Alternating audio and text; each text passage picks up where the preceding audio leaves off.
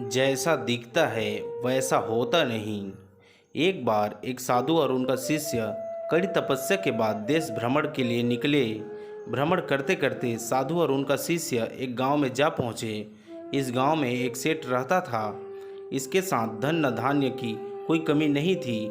फिर भी सेठ हमेशा ज़्यादा धन और धान्य पाने की लालच में रहता था। साधु और उनका शिष्य यहाँ पर भ्रमण करते करते पहुँचे और सेठ से विनती करते हुए कहा कि सेठ उन दोनों को एक रात के लिए आश्रय दे।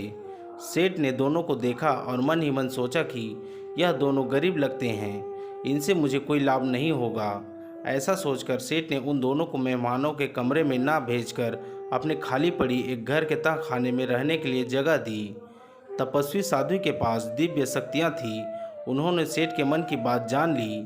साधु और उनका शिष्य जब सेठ द्वारा दिखाई गई जगह पर रहने गए, तब साधु ने देखा कि तह खाने के एक दीवार में छेद बना हुआ है।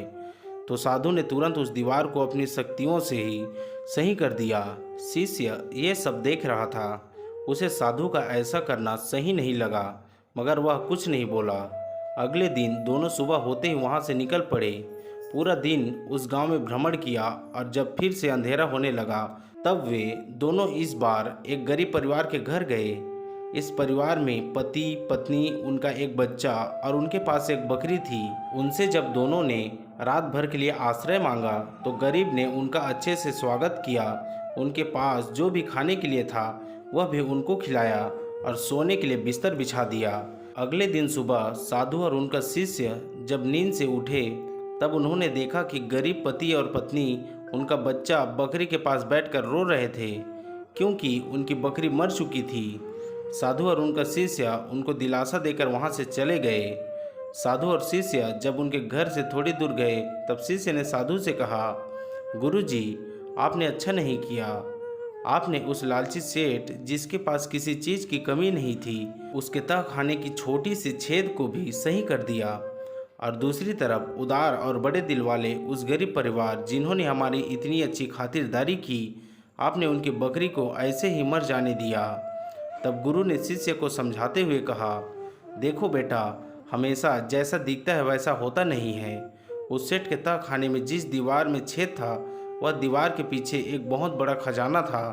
क्योंकि वह सेठ लालची था, तो मैं नहीं चाहता था कि उसको यह खजाना मिले, इसलिए मैंने उस दीवार के छेद को बंद कर दिया। और कल रात को उस गरीब परिवार के घर यमदूत आए थे। मेरे कहने पर उन्होंने उस परिवार के लोगों को तो कुछ नहीं किया, मगर यमदूत कभी भी खाली हाथ नहीं जाते, इसलिए वह उस बकरी की जान निकाल कर ले गए। अब तुम ही बताओ, मैंने जो किया वह गलत था? शिष्य को जब सारी बात पता चली, तो उसका सारा गुस्सा दूर हो गया और उसने अपने गुरु के पैर छूते हुए कहा कि गुरुजी, मैं धन्य हो गया, मुझे आप जैसा गुरु मिला।